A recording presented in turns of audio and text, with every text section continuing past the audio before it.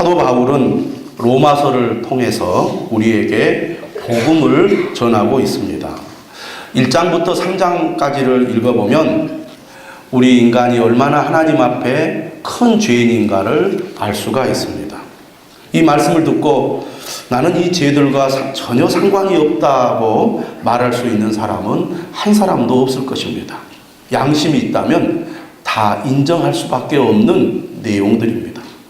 의인은 없나니 하나도 없으며 모든 사람이 죄를 범하였음에 하나님의 영광에 이르지 못하더니 죄의 삭은 사망이요 한 번 죽는 것은 정해진 것이요 그 후에는 심판이 있으리니 히브리서 9장 27절은 말씀하고 있습니다.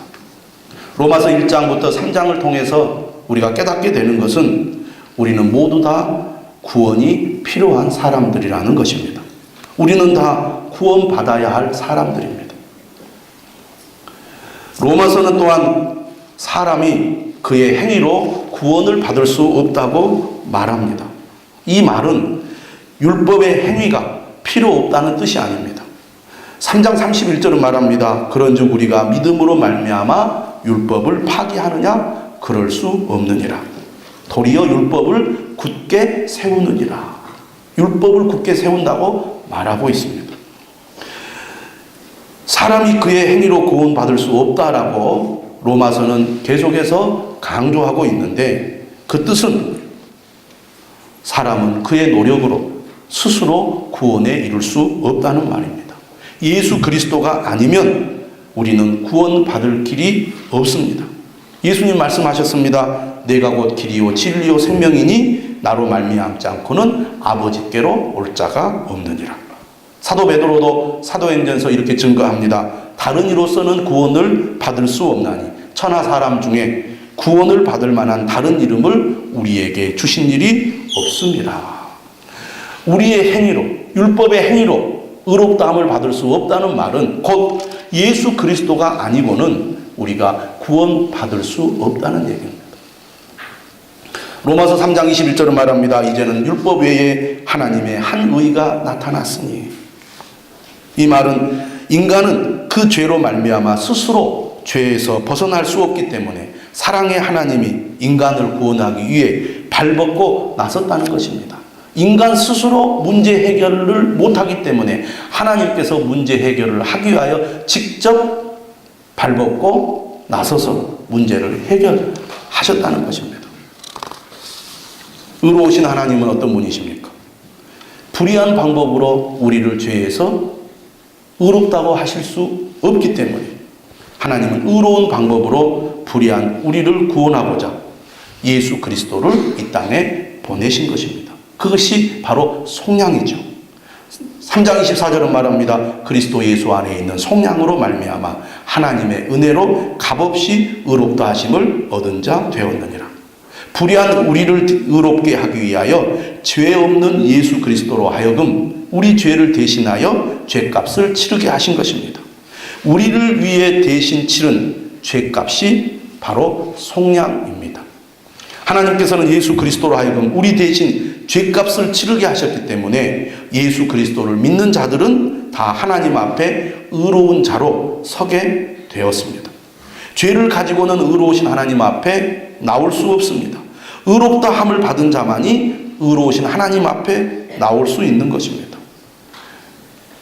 하나님 앞에 나와 하나님과 함께 할 수 있으려면 하나님께 의롭다함을 받는 길 밖에는 없는 것입니다. 불의한 우리가 하나님 앞에 의롭다함을 받기 위하여 우리가 치른 대가는 아무것도 없습니다. 그것은 오직 하나님의 은혜로 값없이 얻은 것입니다. 어떻게 하나님께서는 자격이 없는 우리를 이처럼 의롭다고 하셨을까요? 그것은 바로 하나님께서 우리를 사랑하시기 때문이죠. 5장 8절은 말합니다. 우리가 아직 죄인 되었을 때 그리스도께서 우리를 위하여 죽으심으로 하나님께서 우리에 대한 자기의 사랑을 확증하셨느니라. 예수 그리스도의 죽으심은 하나님께서 우리를 사랑하신다는 가장 확실하고 명백한 증거라는 것입니다. 그리스도께서 우리를 위하여 죽지 않았다면 우리는 하나님 앞에 의롭다함을 받을 수도 없고 구원에 이를 수도 없습니다. 5장 1절은 말합니다. 그러므로 우리가 믿음으로 말미암아 의롭다함을 받았으니 우리 주 예수 그리스도로 말미암아 하나님과 화평을 누리자. 의롭다함을 받았다는 것은 하나님 앞에서 법적으로 무죄를 선고받은 것입니다. 다시 말하면 하나님과의 관계가 회복되었다는 것입니다. 원수의 관계에서 화목한 관계로 회복된 것이 바로 의롭다함을 받는 것을 말합니다. 하나님과의 관계가 회복이 되었기 때문에 이제 우리는 하나님이 주시는 구원과 은혜와 복을 누릴 수 있게 되었습니다. 화평을 누리자. 5장 1절은 말합니다. 하나님께서는 우리가 하나님과의 회복된 관계를 적극적으로 누리기를 원하십니다. 5장 2절은 말합니다. 또한 그로 말미암아 우리가 믿음으로 서 있는 이 은혜에 들어감을 얻었으며, 이 말은 예수 그리스도의 속량으로 말미암아 하나님과 우리 사이에 막혔던 담이 허물어졌다는 것입니다. 이 은혜를 우리는 예수 그리스도를 믿음으로 얻게 된 것입니다. 그리고 하나님이 주시는 이 은혜는 불완전한 은혜가 아닙니다. 완전한 은혜입니다. 그러므로 하나님과의 관계가 다시 깨질까봐 불안해할 필요가 없습니다. 2절 말씀대로 우리는 예수 그리스도를 믿음으로 이 은혜 안으로 들어갈 수 있는 허락을 받았습니다. 그리고 지금 이 은혜 안에 서 있습니다. 우리가 받은 이 은혜는 확실하고 안전합니다. 그러므로 우리는 소망을 가지고 살아가는 것입니다. 하나님의 영광을 바라며 즐거워하게 되는 것이죠. 오늘 5장 1절에 하나님과 화평을 누린다는 말씀은 우리가 이 말씀을 좀 더 잘 이해하기 위하여 미국과 북한의 관계를 생각해 보면 도움이 될 수 있습니다. 여러분, 우리가 잘 알다시피 북한은 미국과 관계를 회복하려고 애를 쓰고 있습니다. 하지만 아직 미국의 신뢰를 얻지 못하고 있죠. 미국의 신뢰를 얻어서 미국이 북한에게 내렸던 모든 제재를 풀고 북한이 자유롭게 경제활동을 하고 외국과 교류를 할 수 있다면 북한은 지금보다 훨씬 더 나은 환경에서 많은 혜택을 누리고 많은 변화를 경험할 수 있게 될 것입니다. 그런데 미국은 아직도 북한을 완전히 신뢰하지 못하고 의심하고 있습니다. 그래서 그 제재를 풀지 않고 있습니다. 그것 때문에 경제 제재 속에서 많은 압박과 어려움을 겪고 있는 것입니다. 우리를 믿어주십시오. 우리를 믿어주시고 우리에게 내린 제재를 풀어주십시오. 북한이 미국에게 요구하고 있습니다. 그러나 미국은 아직 북한의 그 의지를 100% 신뢰할 수 없다. 이렇게 말하고 있는 것입니다. 다시 말하면 북한이 조건을 갖추고 자격이 되면 그들과의 관계를 회복시켜주겠다는 것이 미국의 생각입니다. 그런데 여러분, 하나님과 우리의 관계는 어떻습니까? 우리가 자격이 없음에도 불구하고 조건을 갖추고 있지 못함에도 불구하고 하나님께서 먼저 일방적으로 우리에게 관계를 회복시켜 주시겠다고 말씀하고 있습니다. 우리가 사정한 것이 아닙니다. 우리를 좀 봐주십시오. 우리와의 관계를 회복시켜 주십시오. 우리가 그렇게 하나님께 요청한 것이 아닙니다. 우리를 사랑하는 마음으로, 안타까운 마음으로, 자격이 없음에도 불구하고 하나님께서는 값없이 우리와의 관계를 회복시켜 주셨습니다. 하나님은 생명의 근원이십니다. 복의 근원이시죠. 우리의 생사화복이 하나님께 달려 있습니다. 하나님과의 관계가 회복되어야 우리는 하나님이 주시는 모든 복과 은혜를 누릴 수 있습니다. 그런데 하나님께서 먼저 나서셔서 예수 그리스도로 말미암아 하나님과 우리와의 관계를 회복시켜 주신 것입니다. 이 관계는 불완전한 관계가 아니고 확실하고 안전한 관계라고 5장 2절은 말씀합니다. 그러므로 하나님께서는 우리가 이 하나님과 회복된 이 화평의 관계를 마음껏 누리기를 원하십니다. 여러분, 자녀들과 함께 놀이동산을 간다고 한번 생각해 보십시오. 놀이동산에서 여러분을 초청했습니다. 여러분 자녀들과 함께 이 놀이동산에 있는 모든 시설들을 여러분들이 마음껏 이용하셔도 됩니다. 공짜로 거저 하고 싶은 대로 마음껏 이용해 주십시오. 그 안에 있는 음식도 여러분들이 자유롭게 먹으시기 바랍니다. 아이스크림도 먹고 식사도 하고 마음껏 이용하십시오. 그렇게 여러분들이 초대를 받았다고 생각해 보십시오. 여러분이 이제 대문을 통과해서 놀이동산에 들어갔습니다. 근데 그렇게 생각합니다. 나는 돈을 내고 들어오지 않았기 때문에 아무것도 이용해서는 안 돼. 하고 벤치 한 구석에 자녀와 함께 그대로 앉아있다고 생각을 해보세요. 얼마나 답답한 일입니까? 마음껏 자유롭게 이용할 수 있는 그런 혜택을 받았다면 우리는 그 혜택을 누려야 되는 것이죠. 하나님은 우리가 하나님이 주시는 은혜, 구원의 은혜를 누리기를 원한다는 것을 믿으시기를 바랍니다.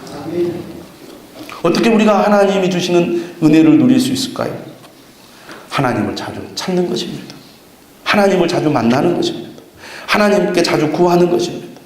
하나님의 약속하시는 은혜를 우리가 힘껏 받을 수 있게 될 것입니다. 예배는 우리가 하나님의 은혜를 누리는 매우 귀중한 통로입니다.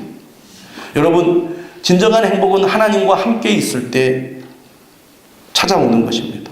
예배는 우리가 하나님을 만나는 시간이요, 하나님과 함께하는 시간입니다. 여러분이 마음을 열고 하나님 앞으로 자주 가까이 나오시면 예배를 통해서 하나님이 주시는 은혜를 누리게 될 줄로 믿습니다. 진정으로 마음을 열어 하나님을 예배하는 사람은 마음의 평강을 얻게 됩니다. 기도 또한 하나님의 은혜를 누리는 통로죠. 우리는 살아가면서 많은 문제를 만나게 됩니다.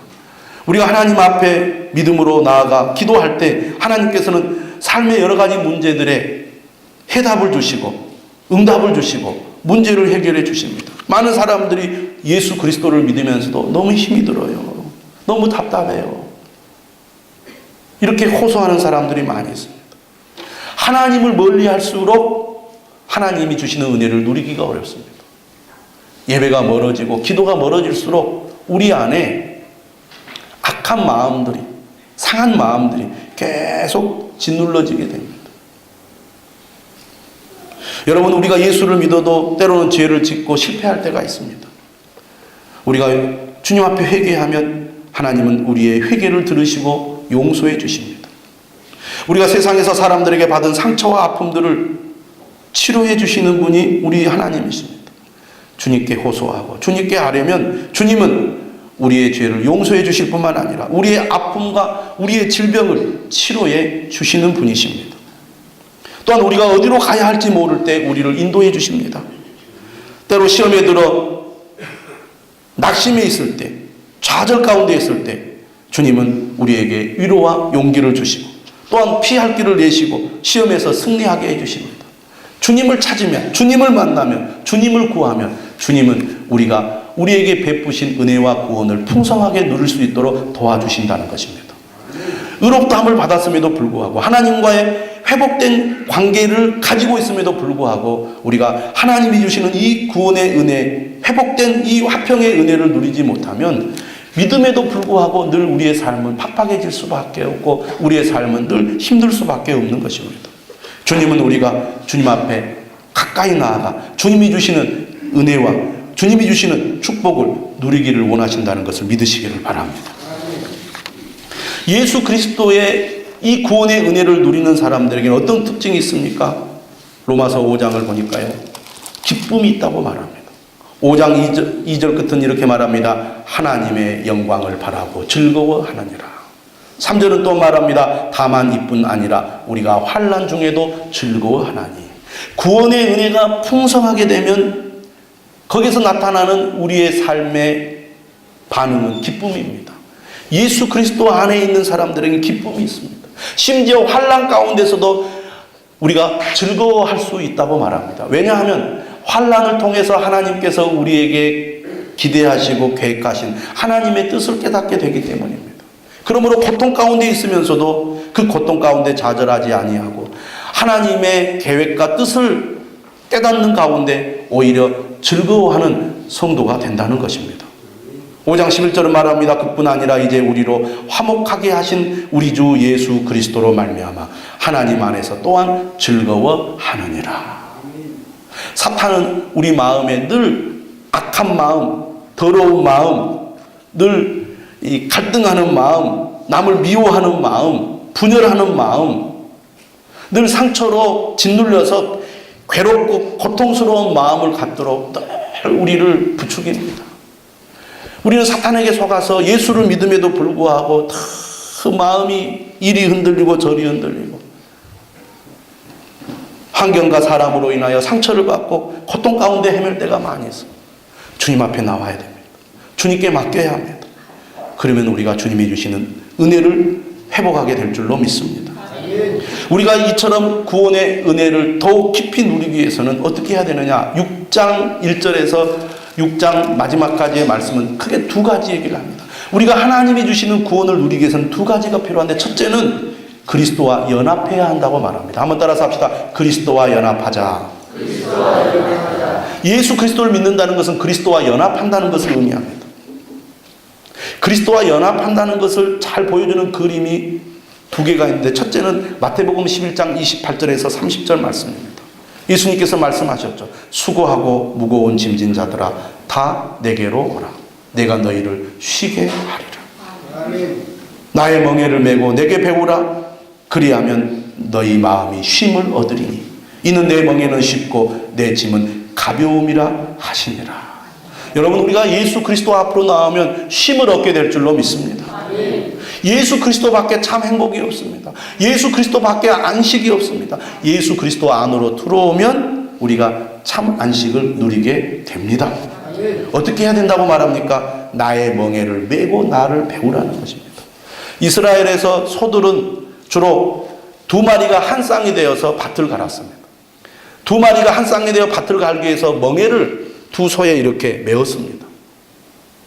예수님이 우리와 함께 멍에를 메시겠다는 겁니다. 예수님과 함께 우리가 걸어가면 힘이 들지 않다는 겁니다. 예수님께서 주도적으로 우리를 이끌어 가시고 주도적으로 모든 일을 하시기 때문에 우리는 예수님께 붙어서 예수님과 연합하면 예수님이 알아서 모든 것을 해 주시겠다는 것입니다.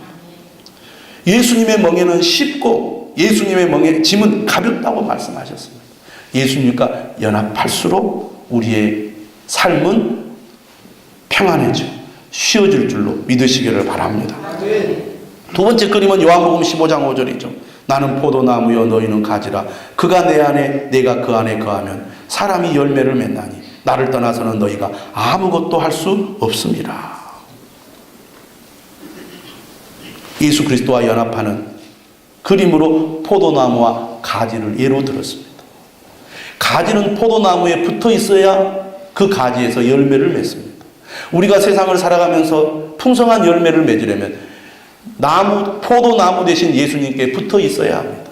그러면 예수 그리스도로 말미암아 그 은혜의 물줄기가 우리에게 흘러서 우리의 삶 가운데 열매가 맺어지게 된다는 것입니다. 힘들어도 예수님께 붙어 있어야 됩니다. 힘들어도 예수님께 가까이 나가야 합니다. 예수님을 떠나면 우리의 삶이 풍성한 열매로 나타날 수 없다는 것입니다. 그러면 예수 그리스도와 연합한다는 게 무엇이냐? 요한복음 15장 5절은 그가 내 안에 내가 그 안에 거하는 것이라고 말합니다. 그리고 7절은 이렇게 말해요. 너희가 내 안에 거하고 내 말이 너희 안에 거하면, 우리가 예수님 안에 거한다는 것, 예수님과 연합한다는 것은 예수님의 말씀 안에 거하는 것입니다. 그러므로 우리가 늘 예수님의 말씀에 귀를 기울여야 됩니다. 예수님의 말씀을 들어야 합니다. 그리고 그 예수님의 말씀을 내 것으로 삼아야 합니다. 그리고 그 예수님의 말씀대로 내가 따라야 합니다. 그럴 때 우리는 예수 그리스도와 연합한 자가 될 줄로 믿습니다. 요한복음 15장 7절은 말합니다. 너희가 내 안에 거하고 내 말이 너희 안에 거하면 무엇이든지 원하는 대로 구하라. 그리하면 이루리라. 여러분, 연합하는 자에게 주님께서는 놀라운 축복을 약속하고 있습니다. 여러분, 예수 그리스도를 믿습니까? 그러면 예수 그리스도와 얼마나 연합하고 있습니까? 갈라디아서 2장 20절에 말합니다. 내가 그리스도와 함께 십자가에 못 박혔나니 그런즉 이제는 내가 사는 것이 아니요 오직 내 안에 그리스도께서 사시는 것이라. 내가 사는 것이 아니라 내 안에 그리스도가 사시는 것입니다. 바로 그것이 그리스도와 연합하는 것입니다. 두 번째로 우리가 구원의 은혜를 풍성히 누리기 위해서는 주인을 바꿔야 한다고 말합니다. 예수 그리스도를 믿는다는 것은 주인을 바꾸는 것입니다. 예수 그리스도를 믿기 전에 우리는 죄의 종이었다면 예수 그리스도를 믿은 이후에 우리는 하나님의 종, 의의 종이 되는 것입니다. 예수님께서 마태복음 6장 24절에서 말씀하십니다. 한 사람이 두 주인을 섬기지 못할 것이니 혹 이를 미워하고 저를 사랑하거나 혹 이를 중히 여기고 저를 경히 여김이라. 예수님을 믿는다는 것은 주인이 바뀌는 것입니다. 마태복음 16장 24절에서 제자들 향해서 예수님 말씀하셨습니다. 누구든지 나를 따라오려거든 자기를 부인하고 자기 십자가를 지고 나를 따를 것이니라. 예수 그리스도를 믿는다고 하면서도 하나님이 주시는 구원의 은혜를 풍성히 누리지 못하는 이유가 어디에 있을까요? 여전히 내가 나의 주인이 되어 예수님을 따르지 못하고 있는 것은 아닙니까? 진정으로 예수 그리스도가 여러분의 주인이 되신다면 여러분의 삶에 놀라운 변화가 일어날 줄로 믿습니다. 오늘 로마서 6장 15절은 말씀합니다. 그런즉 어찌하리요? 우리가 법 아래 있지 아니하고 은혜 아래 있으니 죄를 지으리요? 그럴 수 없느니라. 법 아래 있는 사람은 지켜야 할 것이 무엇이며 무엇이 죄인지 알게 됩니다. 율법은 사람들에게 죄를 지어서는 안 된다는 것을 상기시켜줍니다. 문제는 율법이 기준을 정해주기는 하지만 그것을 지킬 능력까지는 제공하지 못한다는 데 있습니다. 우리는 법 아래 있지 아니하고 은혜 아래 있습니다. 율법의 행위로 의롭다함을 받은 것이 아니라 자격이 없음에도 불구하고 오직 예수 그리스도의 십자가의 은혜로 값없이 의롭다 하심을 받았습니다.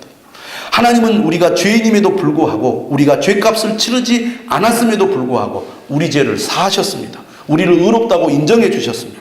우리가 대가를 지불하지 않고도 의롭다함을 받았기 때문에 혹 죄를 가볍게 여겨 의롭다함을 받은 이후에도 자유롭게 죄를 짓지 않느냐 하는 것입니다. 실제로 우리의 삶 가운데 이런 모습들이 있습니다. 그러나 바울은 말합니다. 그럴 수 없느니라. 은혜가 죄를 조장하거나 장려하지 않는다는 것입니다.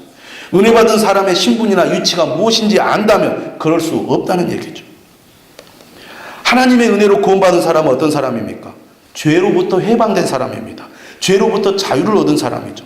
죄로부터 구원받은 사람입니다.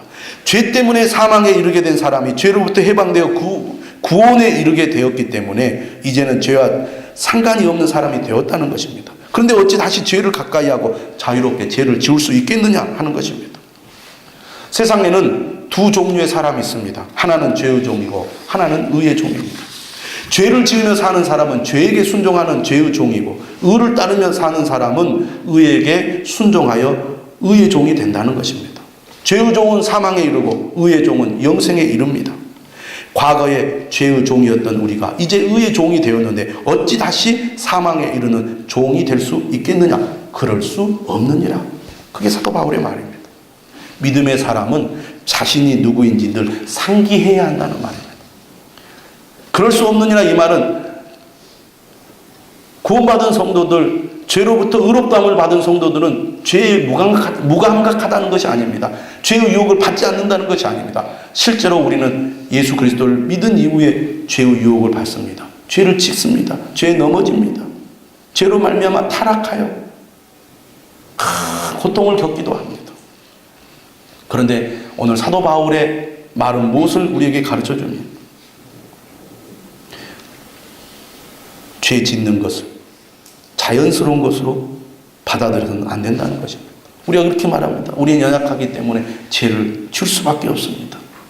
이런 식으로 죄를 합리화하고 죄 짓는 것을 아무렇게나 생각해서는 안 된다는 것입니다.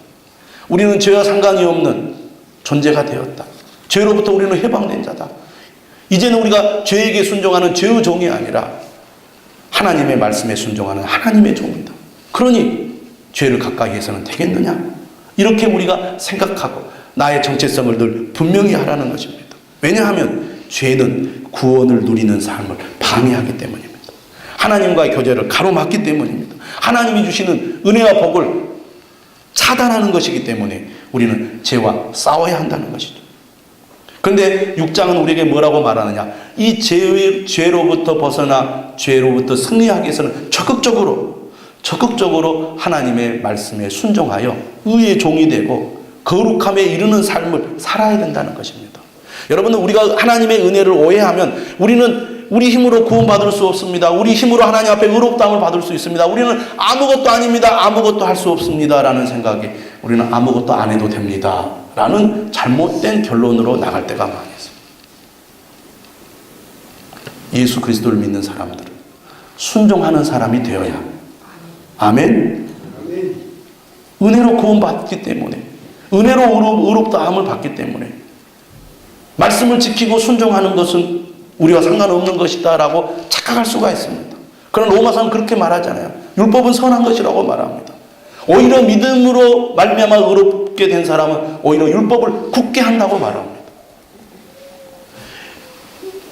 의로운 행위로, 율법 행위로 의롭다함을 받을 수 없다는 것은 인간 스스로 구원을 받을 수 없다는 것이고, 예수 그리스도가 아니면 우리가 하나님 앞에 설 수 없다는 얘기지, 율법을 지킬 필요가 없다, 거룩함에 이르는 삶이 필요 없다라는 말이 아닙니다. 오늘 본문을 여러분 보시기 바랍니다. 17절에 이렇게 말합니다. 하나님께 감사하리로다. 너희가 본래 죄의 종이더니 너희에게 전하여 준 바 교훈의 본을 마음으로 순종하여. 오늘 본문 15절, 16절, 17절은 계속해서 순종을 강조합니다. 죄에게 순종하는 죄의 종이고 의에게 순종하는 자는 의의 종이라는 거예요. 오늘 우리가 어떻게 해서 죄로부터 해방되었습니까? 우리에게 전하여 준 교훈의 본을 마음으로 순종했기 때문입니다.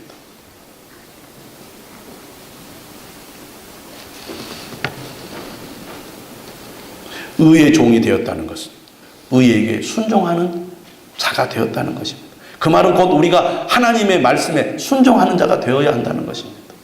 여러분, 적극적으로 우리가 죄를 버리고 믿음으로 살려면 하나님의 말씀에 순종하는 자가 되어야 합니다. 19절에 말씀합니다. 너희 육신이 연약함으로 내가 사람의 예대로 말하노니 전에 너희가 너희 지체를 부정과 불법에 내주어 불법에 이른 것 같이.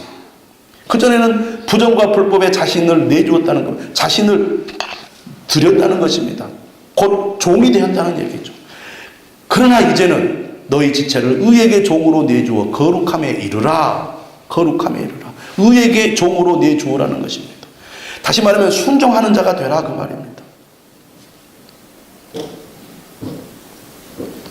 여러분, 우리가 하나님의 은혜로 자격이 없음에도 불구하고 의롭다함을 받고 하나님과의 관계가 회복되어 하나님이 주시는 풍성한 은혜를 누리게 되었는데, 그 은혜를 받은 자로서 우리가 감사함으로 하나님께 영광을 돌릴 뿐만 아니라 감사함으로 하나님의 의를 구하는 그런 사람이 되어야 한다는 것입니다. 그러나 이제는 너희가 죄로부터 해방되고 하나님께 종이 되어 거룩함에 이르는 열매를 맺었으니 그 마지막은 영생이라. 그 마지막은 영생이라는 것은 우리가 은혜 받고 구원받은 이후에 우리의 삶이 거룩함에 이르는 그런 삶을 우리가 추구해 나갈 때 결국 그 마지막에는 영생을 얻게 된다는 말입니다. 그러므로 우리가 의롭다함을 받은 자로서 우리가 마지막 구원의 완성, 영원한 생명을 우리가 얻기까지 이 세상에 사는 동안 거룩함에 이르는 열매를 맺어가야 한다는 것입니다. 그런 의미에서 우리가 적극적으로 하나님의 말씀에 순종하는 삶을 살아야 합니다. 여러분, 주님을 가까이 하시기 바랍니다. 예수를 믿음에도 불구하고 너무나 무기력하게 살아가고 있지는 않습니까? 좌절과 실패와 무기력과 무의욕을 가지고 내가 왜 사는지 갈팡질팡 그 방향과 목적을 잃어버리고 살아가는 모습이 여러분의 모습이 아닌지 돌아보시길 바랍니다. 죄에게 다시 종이 되어서는 안 되겠습니다. 죄의 삭은 사망이요 하나님의 은사는 그리스도 예수 우리 주 안에 있는 영생이라고 말씀하셨기 때문에 오늘 우리는 의의 종, 하나님께 종이 되어 하나님을 가까이 하는 삶이 되어야 할 줄로 믿습니다. 구원을 누리시기를 바랍니다. 하나님의 풍성한 은혜가 여러분에게 예비되어 있습니다. 주님을 찾으십시오. 주님을 만나십시오. 주님을 가까이 하십시오. 주님과 동행하십시오. 주님이 예비하신 풍성한 은혜를 누리게 될 줄로 믿습니다. 우리 다 같이 찬